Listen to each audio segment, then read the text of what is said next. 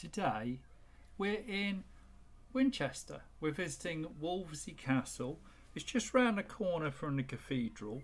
There's a less impressive but obviously more complete palace for the bishop today, which you can see to the left there.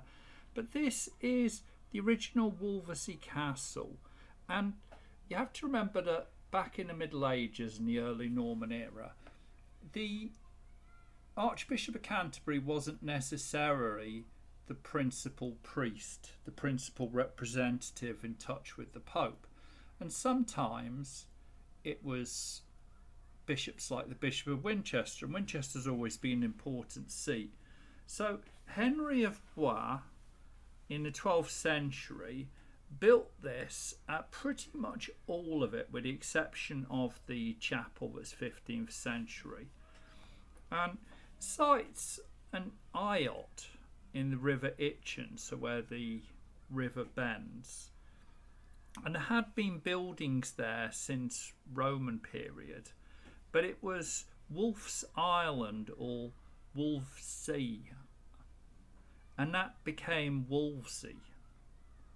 And the buildings before this were constructed by Ethelwald of Winchester, who was the bishop from 963 to 984. And William of Gifford came along, and he was the second Norman bishop in about 1110. And then William Gifford constructed a hall on the southwest, which is long gone. Well, Henry of Blois came along, and he was brother of King Stephen. He was an important man. He was the principal bishop in Britain, and he wanted a suitable palace.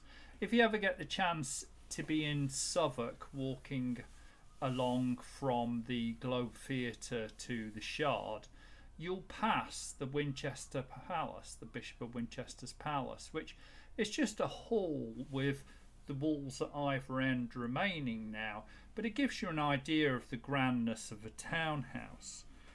And here, this was built really as a show of his power and dominance.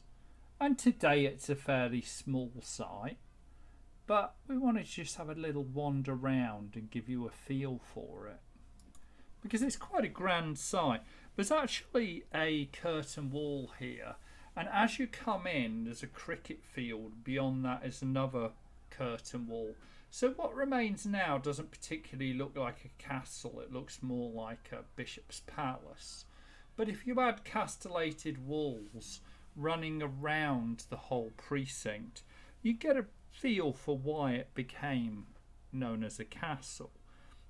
And that all goes back to 1141, when the Empress Matilda, during the Civil War that was called the Anarchy, attacked Winchester, and during the rout they besieged the city for 3 weeks.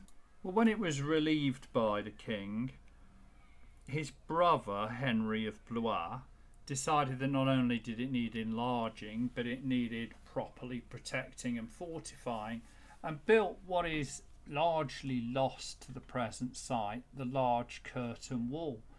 You see here the layout. This is the Grand Hall, and you can see all the side buildings. There's its own little riverway and well, so there's a source of water.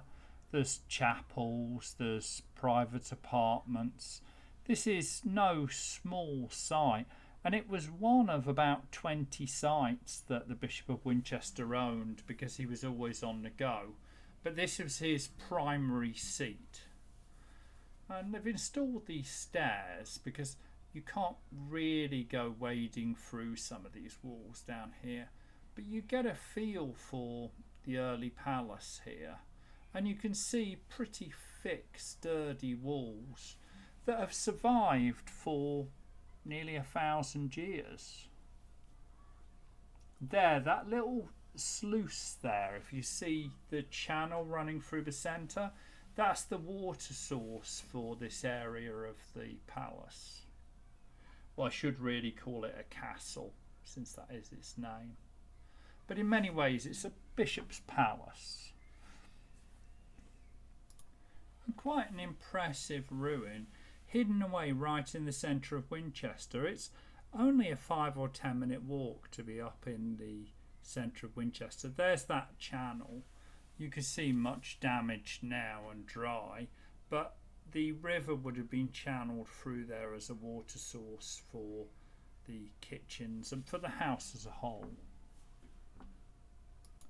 And it's a good job that the bishop did build it sturdy. Here was the rear gate, which would have been leading out onto a much more defensible position, because not only was it attacked during the anarchy, but 1216 Oliver Fitzregis defended the building when Prince Louis of France came during the First Barons' War and held out for quite some time.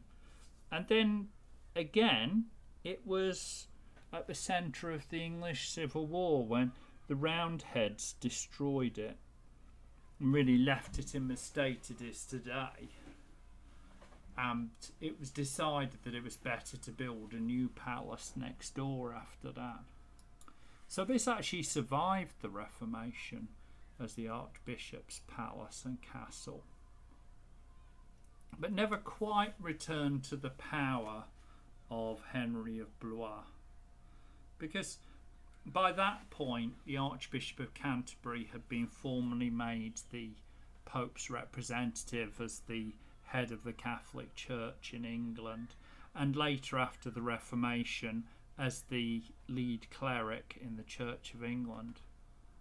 Whereas in Henry of Blois' time he was God's representative in Britain, hence the power and range of his properties.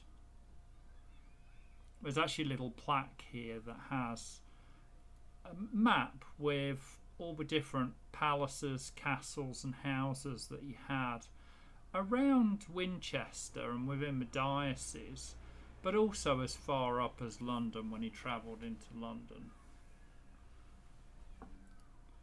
We did get a chance to go to Farnham, which was one of his properties, but unfortunately it's been permanently closed due to safety considerations. So hopefully you enjoyed our little visit to Wolvesey Castle, and please do like and subscribe, and we'll be back with some longer histories very soon.